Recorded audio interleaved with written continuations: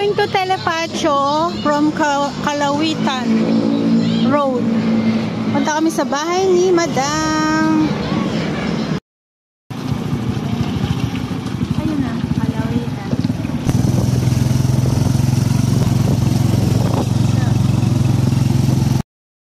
Ang daming bunga. Pahingi po ng kamyas. Ayan. Ang daming bunga ng kamyas.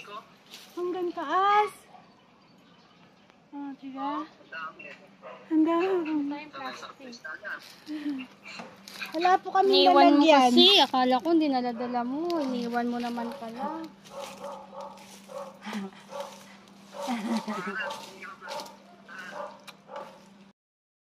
Ay, yung kuryente ang ninakaw. Aling kuryente? Dito, kuryente dito.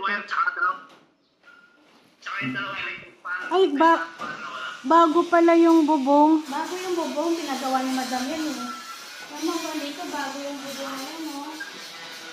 Tama, bago yan. Bago pa. Eh, dito na lang pala sa kusina, hindi pa. Bago yan. Yung kusina, wala. Diba? Yung kusina, bago rin yung process. Dati puro kahoy yan. Ah. Nahinaan yung kahoy. Oh. Bago din? Hindi lang pinalitan yung yero. Yung pinili na lang yung yero doon sa kusina. Pero bago din ang process yan. Tama to, diba? Grabe. Ito yung bahay. Ito na. Ito kami ng kumis. Si Bea. Gago. Okay na. Ano? Dalawang pirasong kamote, dalawang pirasong Piliin mo na lang yung malaki. dalawang pirasong ano, buhay ka. Hindi yung tanim ng gulay. Ay, po. Kaya nga. Huwag siya nag-alaga kang manok, kahit may gulay ka pa, buhay ka dyan.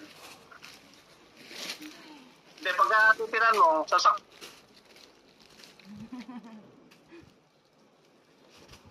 Para kahit pa paano, medyo may linis. Oo. Dahil bunga, no? Ang Punong-puno. dami. Oh. Ito sa paksiw. Ano na? Nila. Ayan. Oo. Pangpakso sa isda. Sarap yan sa buwan. Sinaing na tulingan, kinaing. Oo. Yung palalamutin mo.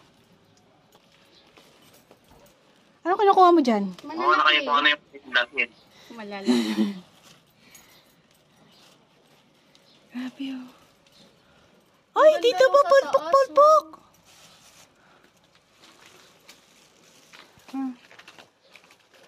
Walang bungay saging. Diyan, ang taas.